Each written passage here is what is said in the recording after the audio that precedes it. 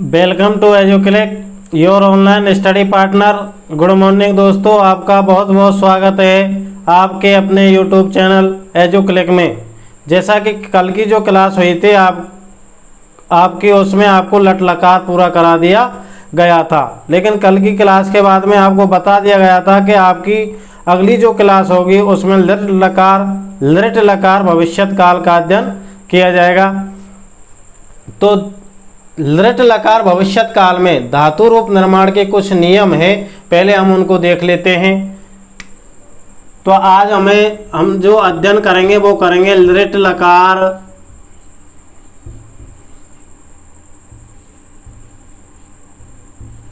भविष्यत काल।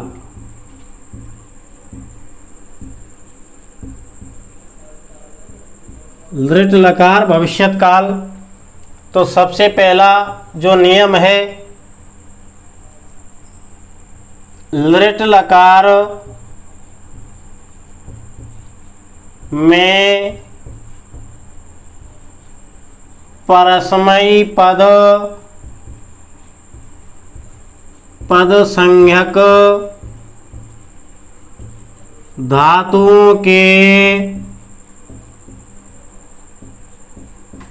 धातुओं के रूप निर्माण करते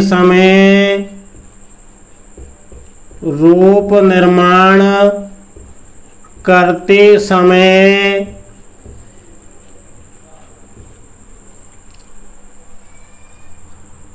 उन्हें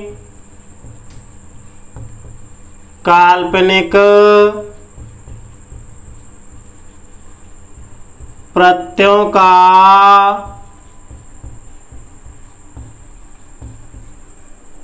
प्रयोग किया जाता है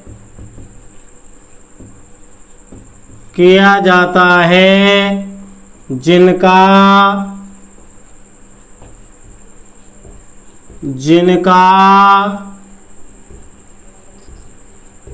लिट लकार में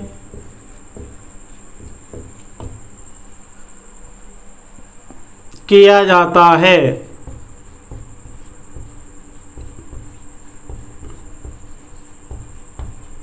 देखिए, लट लकार पढ़ाते समय आपको बताया गया था कि परस्मयी पदी जो धातु होते हैं उनमें जो काल्पनिक प्रत्यय जो प्रयुक्त किए जाते हैं, अति, अतः, अंति, असे, अथः, अथ, आमे, आवह, आमह। तो ऐसे ही लिट लकार भविष्यत काल में उन्हीं काल्पनिक प्रत्ययों का प्रयोग किया जाता है, जैसे अते, अतः, अंते। अतः प्रथम पुरुष एक वचन में अति, द्विवचन में अतः, बहुवचन में अंते। असे, अथः, अथ, आमे, आवह, आमह। अतः कोई भी परस्मयी पद धातु हो और उसके आपको लिट लकार भविष्यत काल में रूप बनाने हो तो इन्हीं काल्पनिक प्रत्ययों का प्रयोग किया जाता है, जैसे पठिष्यति, पठिष्यतः, पठिष्यन्ते। और इससे अगला नियम देखते हैं,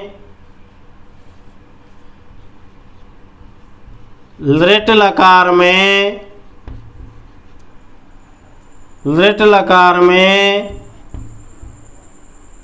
मूल धातु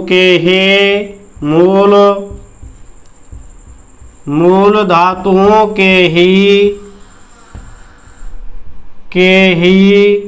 रूप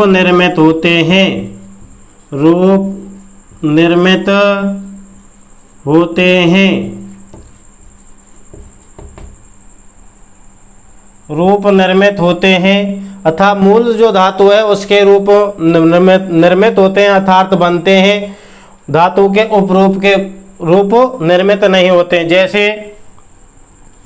जैसे पा धातु है, क्या है? पा धातु है। पा धातु का उपरूप होता है पेव। क्या होता है? पेव। अब देखिए ये पा तो है मूल धातु, कौन सी है ये? मूल धातु, और पेव है उपरूप, धातु का उपरूप। तो लृट लकार में केवल किसके रूप चलते हैं? मूल धातु के रूप चलते हैं। जैसे गम धातु, गम का उपरूप जो है क्या है? गच्छ। क्या है? गच्छ है। तो यहाँ जो रूप चलेंगे ना, मूल धातु क्या है? गम है, तो गम के ही रूप चलेंगे, धातु के उपरूप के नहीं चलेंगे। जबकि धातु के जो उपरूप के जो रूप हैं वो इस लृट लकार भविष्यत काल के अलावा जो चारों लकार हैं, लट लकार, लोट लकार, लंग लकार और विधिलिंग लकार, उनमें धातु के उपरूप के रूप चलते हैं। ये आपको विशेष रूप से याद रखना है। अगला, लृट लकार में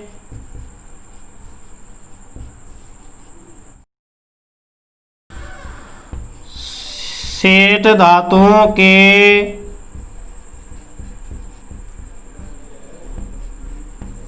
रूप निर्माण करते समय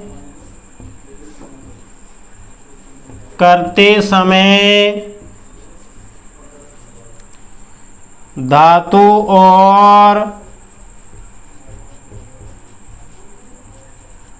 और काल्पनिक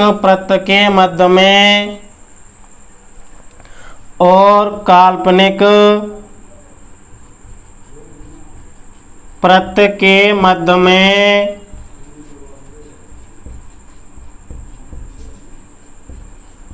इट का आगम होता है। जैसे गम का क्या बनता है? गमिष्यति। क्या बनता है? गमिष्यति। तो ये जो ई की जो मात्रा है ना, इसे कहा जाता है इट का आगम। क्या कहा जाता है? इट का आगम। जैसे पठ, पठिष्यति, पठिष्यति। इससे अगला जो नियम है, विशिष्ट व्यंजनांत, विशिष्ट व्यंजनांत। अब देखिए, विशिष्ट व्यंजनांत धातु जिनको कहा जाता है, जिन धातुओं के अंत में जय, चे, के, से, है वर्ण आते हैं। कौन कौन से? जे, चे, के, शे, है। विशिष्ट व्यंजनांत धातुओं के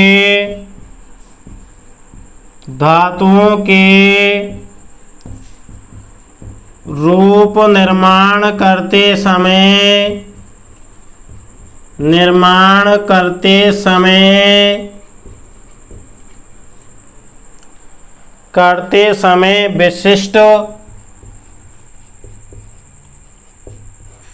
विशिष्ट व्यंजन के स्थान पर क्षय कर दिया जाता है। जैसे देखिए, विशिष्ट व्यंजनांत धातुएं वे होते हैं जिनके अंत में जय, चे, के, से, है में से कोई भी, इन पांचों व्यंजन वर्णों में से कोई सा भी एक व्यंजन वर्ण हो तो उसे विशिष्ट व्यंजनांत कहा जाता है। अतः इन व्यंजन वर्णों को विशिष्ट व्यंजन वर्ण कहा जाता है। जैसे उदाहरण के रूप में त्यज। अब देखिए, जय है, जब हम इसके क्या करेंगे, लृट लकार में धातु रूप बनाएंगे तो इस जय के स्थान पर आपको क्या करना है? ये क्षय करना है। क्या करना है? ये क्षय करना है। तो इसके जो रूप जो बनते हैं, क्या बनते हैं? इस प्रकार लृट लकार भविष्यत काल में चलते हैं। त्यक्षति। किस प्रकार चलते हैं, त्यक्षति। ऐसे ही पच,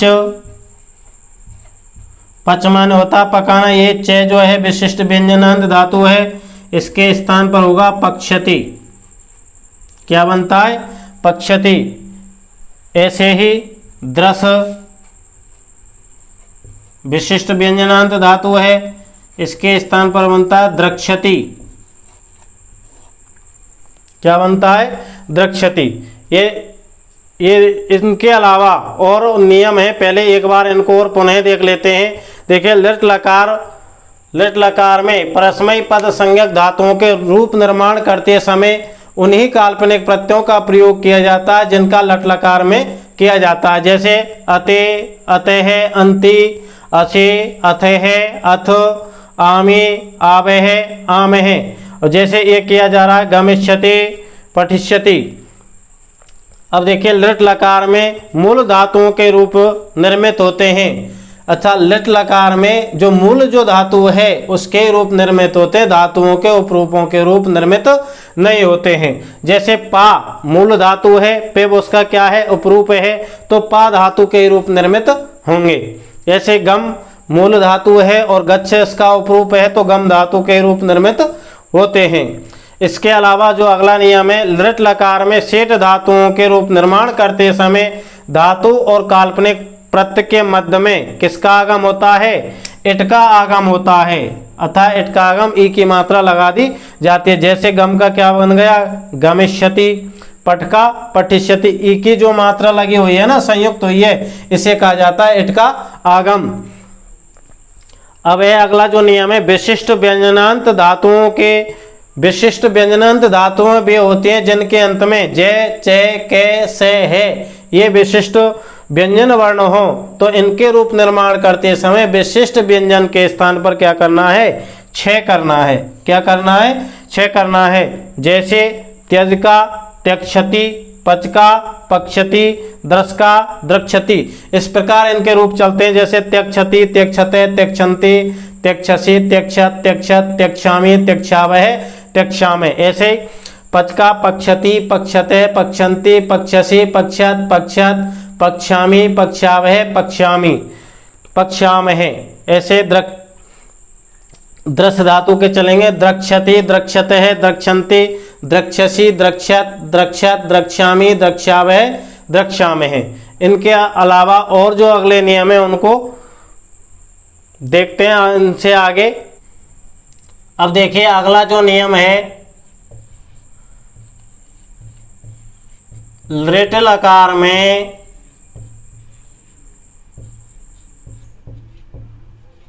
धातु रूप निर्माण करते समय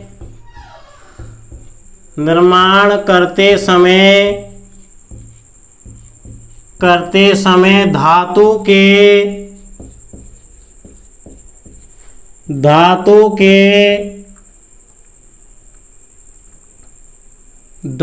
के पूर्व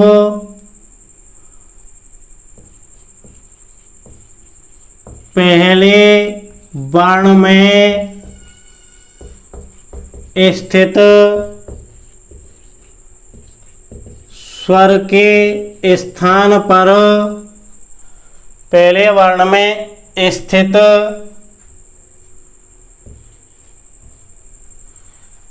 स्वर के स्थान पर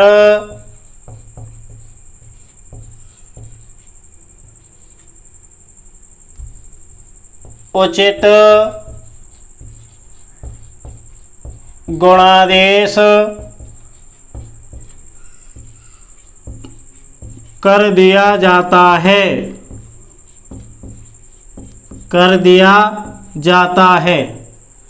अब देखिए ये नियम कहता है कि लिट लकार में धातु रूप निर्माण करते समय धातु के पहले वर्ण में स्थित स्वर के स्थान पर क्या कर दिया जाता है, उचित गुणादेश कर दिया जाता है। अब देखिए यदि पूर्व स्वर में ह्रस्व या दीर्घ ई है तो दोनों के स्थान पर क्या करेंगे, ए करना है। क्या करना है, ए करना है। यदि ह्रस्व उ या दीर्घ उ होंगे तो क्या करेंगे, ओ करेंगे। क्या करेंगे, और यदि री होगा तो री के स्थान पर क्या करना है, अर करना है। क्या करना है, ह्रस्व ई री या दीर्घ री, ह्रस्व री या दीर्घ री होने पर क्या करेंगे, अर करेंगे। क्या करेंगे, अर करना है। जैसे उदाहरण के रूप में लिख धातु है, क्या है, लिख धातु है। जब हम इस लिख धातु के रूप लिट लकार भविष्यत काल में बनाते हैं। अब देखिए इसके पूर्व जो वर्ण है उसमें कौन सा स्वर सम्मिलित है, ह्रस्व ई है। ई के स्थान पर गुणादेश क्या किया जाएगा, ए किया जाएगा। तो लेख की जगह क्या कर दिया जाएगा, लेख। क्या होगा, लेख। ऐसे ही नी के स्थान पर उचित गुणादेश क्या करेंगे, ने। क्या करेंगे, ने। ऐसे ही क्रुद्ध धातु है, क्रुद्ध है। अब देखिए इसमें ऊ की मात्रा है ना, तो ऊ के स्थान पर क्या कर दिया जाता है, उचित गुणादेश क्रोध। क्या करेंगे, इस प्रकार इनके रूप चलेंगे। अब देखिए लिख के जो रूप बनेंगे, लेखिष्यति, लेखिष्यति नहीं बनेगा, क्या बनेगा, लेखिष्यति। ऐसे नी का नेष्यति, नेष्यते, नेष्यन्ति। ऐसे क्रोध का क्रोधिष्यति। इस प्रकार पूर्व स्वर वर्ण में स्थित, पहले वर्ण में स्थित स्वर के स्थान पर एक गुणादेश कर दिया जाता है। अब जैसे दृश्य है, दृश्य धातु है। अब देखिए इसमें रे की मात्रा है, रे के स्थान पर क्या करेंगे, अर करेंगे। तो क्या बनता है, द्रव। इस प्रकार बनता। तभी तो दृश्य का जो उपरूप है मूल धातु के रूप चलते हैं। तो इसमें क्या हो जाएगा, द्रक्षति, द्रक्षते, द्रक्षन्ति। ऐसे, क्योंकि यह दृश्य जो है विशिष्ट व्यंजनांत धातु है। अब देखिए अगला नियम, आकारांत धातुओं के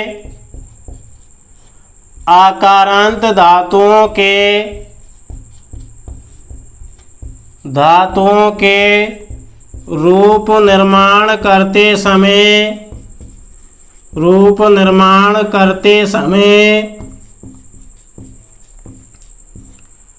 आकारांत धातुओं के रूप निर्माण करते समय धातु और काल्पनिक प्रत्यय के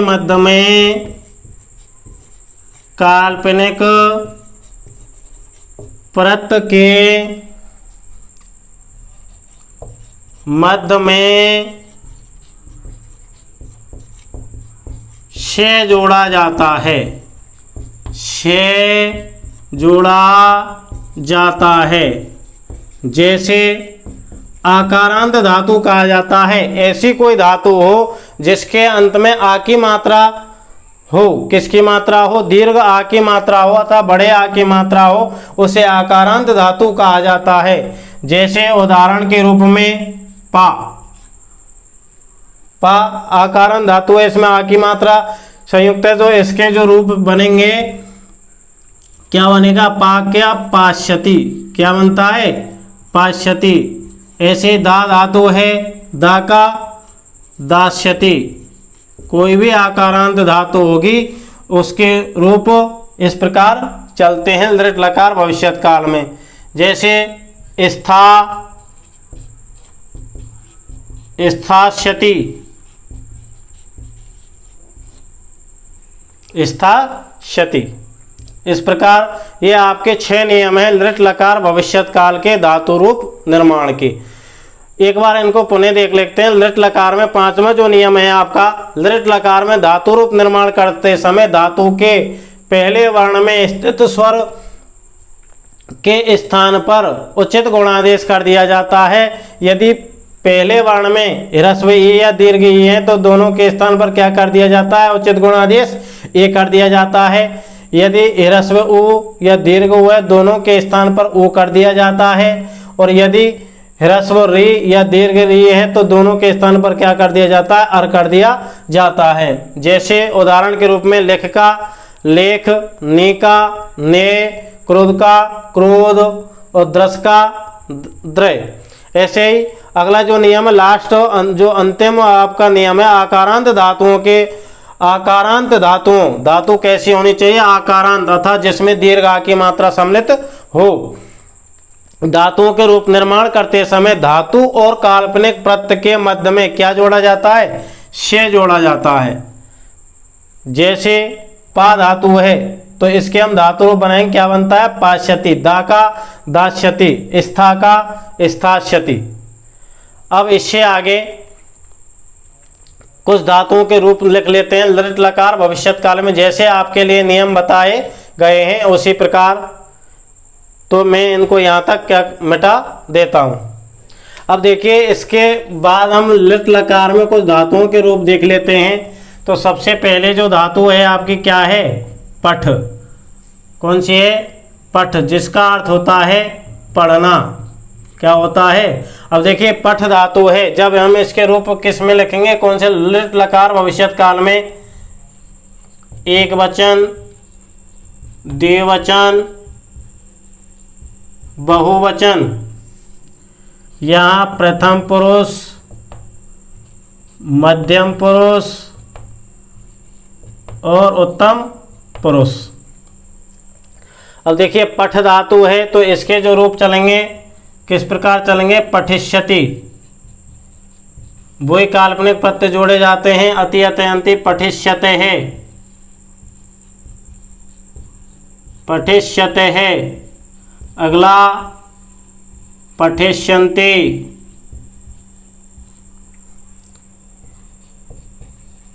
पठिष्यसि,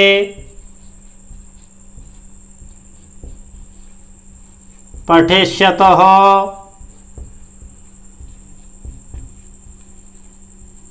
पठिष्यथ,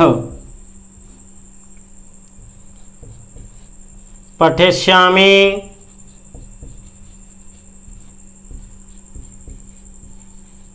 पठिष्यावहे,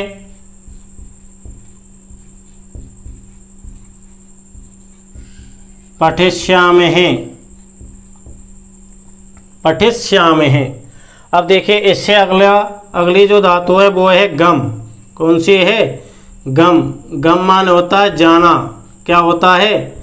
जाना। अब देखिए इसका जो उपरूप होता है क्या होता है? गच्छ। क्या होता है? गच्छ। तो इसके जो रूप चलते हैं मूल धातु के रूप चलेंगे एक वचन, द्विवचन और बहुवचन। ये प्रथम पुरुष, मध्यम पुरुष और उत्तम पुरुष। गमिष्यति,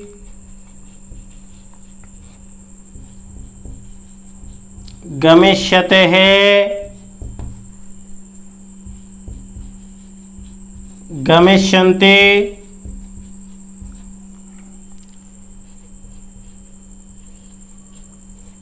गमिष्यसि,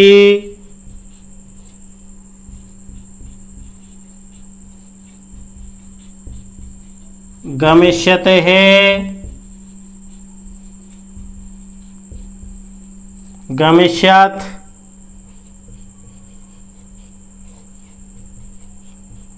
गमिष्यामि,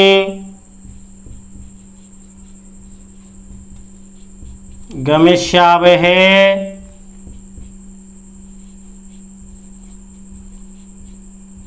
गमिष्यामहे। इसके अलावा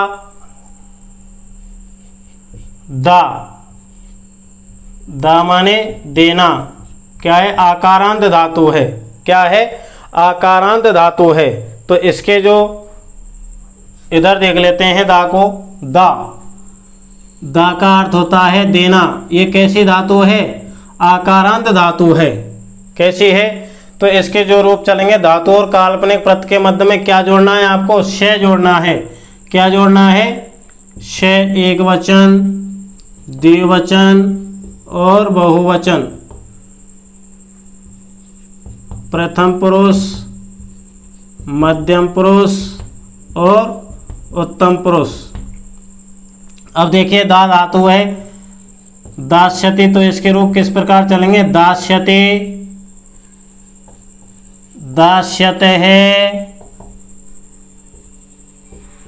दास्यन्ति, दास्यसि,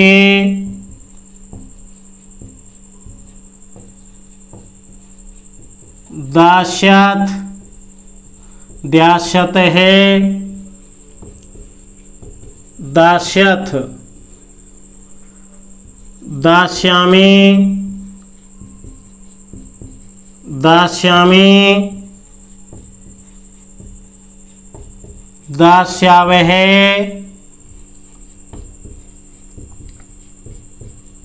दास्यामहे, दास्यामहे। अब इसके बाद में जैसे द्रस धातु है, विशिष्ट व्यंजनांत धातु है और इसके पूर्व स्वर में रे की भी मात्रा है। द्रस माने क्या होता है? देखना। क्या होता है? देखना। और इसका उपरूप होता है द्रस का, क्या होता है? पश्य। क्या होता है? पश्य। अब देखिए दोनों नियम लागू होते हैं इसमें, क्योंकि ये द्रस जो है विशिष्ट व्यंजनांत धातु है और पूर्व स्वर में रे की मात्रा संयुक्त है। पूर्व स्वर के स्थान पर क्या किया जाएगा? उचित गुणादेश किया जाएगा। जैसे इसके जो रूप होंगे एक वचन, द्विवचन और बहुवचन में प्रथम पुरुष, मध्यम पुरुष, उत्तम पुरुष।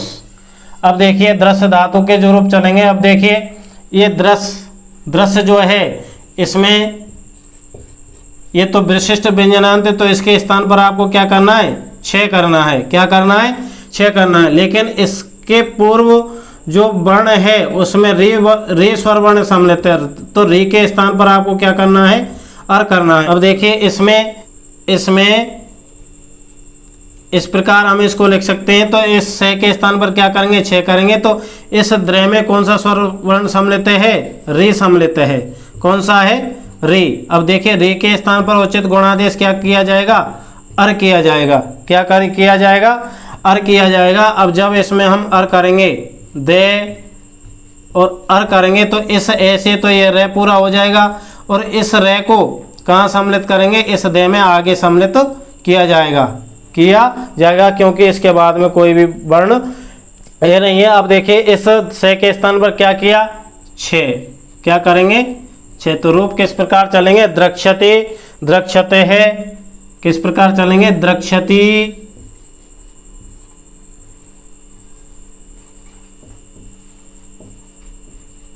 द्रक्ष्यते है, द्रक्ष्यन्ते, द्रक्षसि,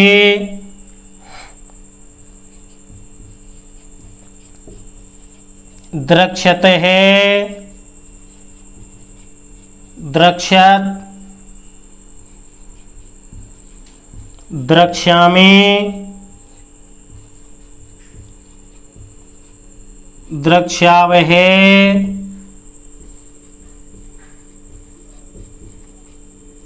द्रक्ष्यामहे, द्रक्ष्यामहे। इस प्रकार देखिए एक बार इनको पुनः देख लेते हैं। पठ धातु का अर्थ होता है पढ़ना और हम पढ़ रहे हैं लृट लकार भविष्यत काल। अब देखिए कोई भी धातु परस्मय पद संज्ञक धातु हो तो उनमें लृट लकार भविष्यत काल में धातु रूप निर्माण करते समय उन्हीं काल्पनिक प्रत्ययों का प्रयोग किया जाता है जिनका लट लकार भविष्यत काल लृट लकार वर्तमान काल में किया जाता है। जैसे अते, अतः, अंते, असे, अथः, अथ, आमे, आवह, आमे। और लृट लकार में धातु रूप निर्माण करते समय सेठ धातुओं के मध्य में इट का आगम होता है। सेठ धातु उनको कहा जाता है जिनके मध्य में किसका आगम होता है? इट का, अर्थात ई का आगम होता है। जैसे यहाँ ये दा धातु है, क्या इसमें इट का आगम हो रहा है? नहीं हो रहा। तो ये कैसी धातु है? अनिट धातु है। जैसे इसमें इट का आगम हो रहा है, नहीं हो रहा है, तो इस कौन सी धातु है? अनिट धातु है। ऐसी धातुएं जिनके मध्य में इट का आगम होता है उन्हें कहा जाता है सेठ धातुएं। तो ये दो नियम इसी में ही लागू हो जाते हैं। तो क्योंकि इसमें इट का भी नियम हो रहा है और जो वही काल्पनिक प्रत्यय हैं जो लट लकार में जिनका प्रयोग किया जाता है। जैसे तो पठ धातु के रूप चलेंगे पठिष्यति, पठिष्यते है, पठिष्यन्ति, पठिष्यसि, पठिष्यात्, पठिष्यते है, पठिष्यात्, पठिष्यामि, पठिष्यावहे, पठिष्यामहे। अब देखिए गम गम धातु है, अगली गम का अर्थ होता है जाना, और इसका जो उपरूप जो होता है गम का क्या होता है? गच्छ। क्या होता है? गच्छ। अब देखिए लृट लकार में केवल मूल धातु के रूप चलते हैं, धातुओं के उपरूपों के रूप नहीं चलते हैं, इसलिए गम के ही रूप चलेंगे। गमिष्यति, गमिष्यतेः, गमिष्यन्ति, गमिष्यसि, गमिष्यतः, गमिष्यत्, गमिष्यामि, गमिष्यावहे, गमिष्यामहे। देखिए अगली जो धातु है दा, दा का अर्थ होता है देना, तो यह आकारांत धातु है। और मैंने आपके लिए नियम बताया था, लास्ट जो नियम था कि आकारांत धातुओं के रूप निर्माण करते समय लृट लकार भविष्यत काल में धातु और काल्पनिक प्रत्यय के मध्य में क्या जोड़ा जाता है? शय जोड़ा जाता है। क्या जोड़ा जाता है? शय जोड़ा जाता है। तो इनके जो रूप चलेंगे इस प्रकार चलेंगे। दास्यति, कोई भी यदि आपको लृट लकार भविष्यत काल में आकारांत धातु के रूप निर्माण बनाने हैं तो उसके मध्य में क्या जोड़ना है? धातु और काल्पनिक प्रत्यय के मध्य में शय जोड़ा जाता है। कोई भी धातु हो तो उसके आकारांत धातु के रूप निर्माण करते समय धातु और काल्पनिक प्रत्यय के मध्य में हम शय जोड़ दीजिए और धातु रूप निर्मित हो जाएंगे। तो इस प्रकार दास्यते, दास्यतेः, दास्यन्ते, दास्यसे, दास्यत्, दास्यत्, दास्यामि, दास्यावहे, दास्यामहे। अब देखिए अगली जो धातु है द्रस, द्रस का उपरूप होता है पश्य, और द्रस धातु का अर्थ होता है देखना। अगली जो द्रस धातु है ये विशिष्ट व्यंजनांत धातु है कि आपको नियम बताया गया था अभी कि विशिष्ट व्यंजनांत धातु अर्थात जिन धातुओं के अंत में जे, चे, के, से, है ये व्यंजन वर्ण हो तो वे धातुएं विशिष्ट व्यंजनांत धातुएं होती हैं। तो इनके विशिष्ट व्यंजनांत धातुओं के लृट लकार भविष्यत काल में धातु रूप निर्माण करते समय धातु अर्थात विशिष्ट व्यंजन के स्थान पर, विशिष्ट व्यंजन के स्थान पर क्या कर दिया जाता है? छः कर दिया जाता है। क्या कर दिया जाता है? छः कर दिया जाता है। जैसे से विशिष्ट व्यंजन है तो इसके स्थान पर क्या कर देंगे? छः कर देंगे। अब देखिए इसके पूर्व स्वर में कौन सा स्वर वर्ण सम्मिलित है? री सम्मिलित है, तो री के स्थान पर उचित गुणादेश क्या करेंगे? अर करेंगे। क्या करेंगे? अर करेंगे। तो इस ऐसे ये रे दे पूरा हो जाएगा। इस रे को कहाँ उड़ा दिया जाएगा? इस दे में। तो इस प्रकार इनके रूप जो चलेंगे द्रक्षते, द्रक्षतेः, द्रक्षन्ति, द्रक्षसि, द्रक्षतः, द्रक्षत, द्रक्ष्यामि, द्रक्ष्यावहे, द्रक्ष्यामहे। इस प्रकार इनके रूप चलते हैं। अब देखिए लृट लकार की पहचान देख लेते हैं। क्या पहचान? अर्थात जिस क्रिया का होना सूचित हो या क्रिया आने वाले समय का बोध कराए, आने वाले समय का बोध कराए तथा हिंदी वाक्यों के अंत में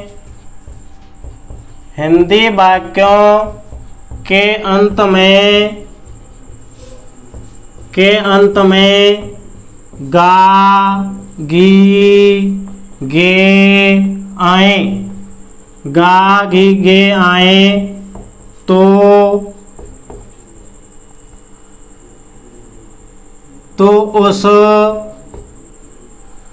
उस भविष्यत काल के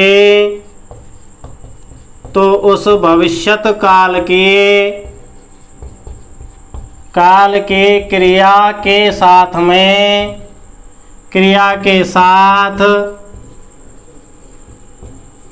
लृट लकार का प्रयोग किया जाता है।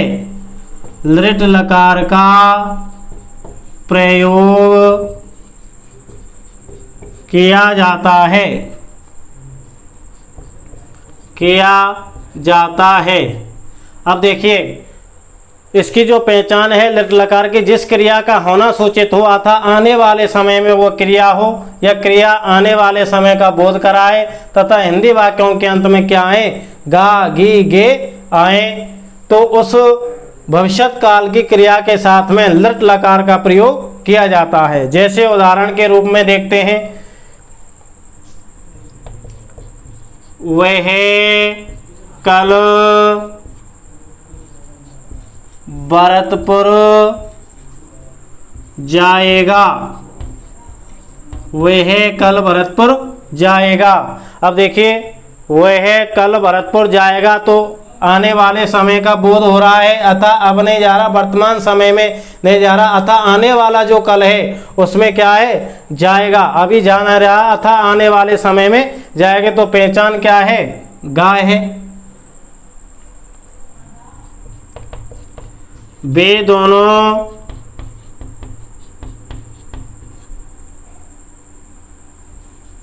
पुस्तक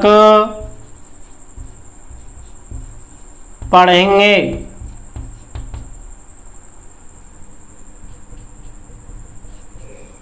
वे सब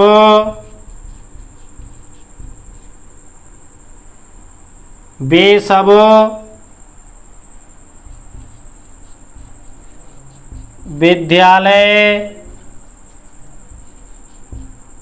जाएंगे, वे सब विद्यालय जाएंगे।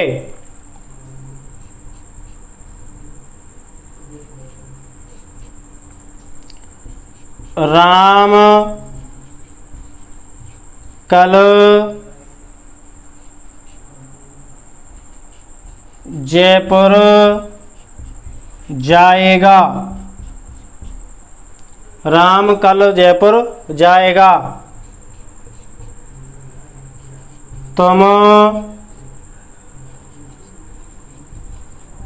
पुस्तक पढ़ोगे,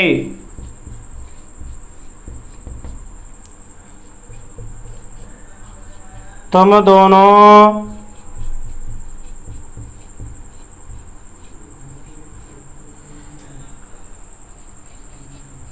लेख लिखेंगे, लेख लिखेंगे।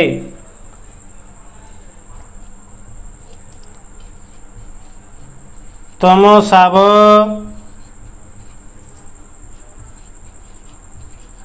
चित्र देखेंगे, तुम सब चित्र देखेंगे। अब देखिए एक बार इनका संस्कृत अनुवाद कर लेते हैं।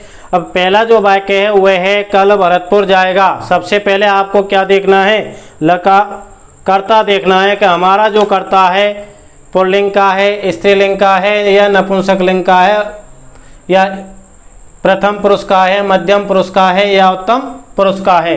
तो सबसे पहले आपको क्या देखना है, कर्ता। कर्ता के बाद में आप ये देखना काल देखना। काल आपको पता है कि भविष्यत काल हम पढ़ रहे हैं, तो सबसे पहले आपको देखना है कर्ता। कर्ता क्या है, वह है अथा प्रथम पुरुष एक वचन है, और वाक्य कौन से लिंग का है, पुल्लिंग का है। तो पुल्लिंग का कर्ता क्या है, प्रथम पुरुष एक वचन में क्या है, से। क्या है, से। अब देखिए कल क्या है, अव्यय पद है, अव्यय पद है कल, अथा आने वाला कल है। आने वाले कल का अव्यय पदों में अर्थ दिखाया था मैंने आपके लिए, स्वे। क्या लिखाया था, स्वे, से, स्वे। अब भरतपुर क्या है, स्थानवाचक है अर्थात स्थान है, तो इस भरतपुर क्या है, या कर्म है। क्या है, कर्म है, और कर्म में कौन सी विभक्ति लगाई जाती है, द्वितीया। से, स्वे, भरतपुरम, भरतपुरम। अब देखो एक गम धातु है, गम धातु है, और गम धातु के रूप किस प्रकार चलते हैं, गमिष्यति, गमिष्यतः, गमिष्यन्ति, गमिष्यसि, गमिष्यथः, गमिष्यथ, गमिष्यामि, गमिष्यावः, गमिष्यामहे। तो क्या आएगा, प्रथम पुरुष एक वचन के कर्ता के साथ में गमिष्यति। क्या आएगा, गमिष्यति। वह कल भरतपुर जाएगा। अब इसी प्रकार हम वाक्य बने हुए हैं कल भरतपुर जाएगी, तो केवल से के स्थान पर आपको क्या परिवर्तन करना है, सा। क्या करना है, सा स्वे भरतपुरम गमिष्यति, और किसी में आपको परिवर्तन नहीं करना है। केवल लिंग यदि वाक्य की परिवर्तित होती है तो केवल कर्ता में आपको परिवर्तन करना है। अब देखिए इससे अगला वे दोनों पुस्तक पढ़ेंगे। अब देखिए जो कर्ता है प्रथम पुरुष द्विवचन का है, प्रथम पुरुष द्विवचन का है, कर्ता जो है क्या है, तऊ।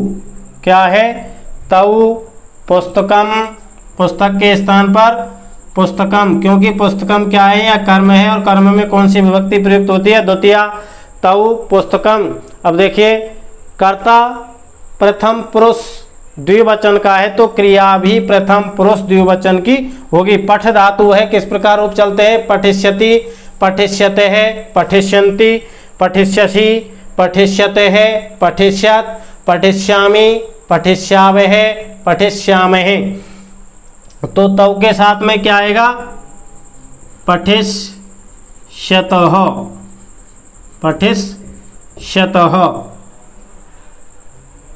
और यदि वाक्य यहाँ होता वे दोनों पुस्तक पढ़ेंगी, तो यहाँ तव के स्थान पर क्या आता, ते पुस्तकम पठिष्यते है, और इसमें कोई भी परिवर्तन नहीं होता। अब अगला जो वाक्य है, वे सब विद्यालय जाएंगे, वे सब विद्यालय जाएंगे। अब देखिए प्रथम पुरुष बहुवचन का करता है, क्या है, पुल्लिंग में से तऊ ते, क्या है, ते। ते वे सब कहाँ जा रहे हैं, विद्यालय। विद्यालय क्या है, यहाँ कर्म है, कर्म में कौन सी विभक्ति लगाएंगे, द्वितीय। ते विद्यालयम, ते विद्यालयम। अब देखिए जाएंगे गम धातु है, तो क्या बनता है, प्रथम पुरुष बहुवचन में गमिष्यन्ति। क्या बनता है, गमिष्यन्ति, ते विद्यालयम गमिष्यन्ति। अब अगला वाक्य है, राम कल जयपुर जाएगा, तो राम है स्वे जयपुरम गमिष्यति, राम है स्वे जयपुरम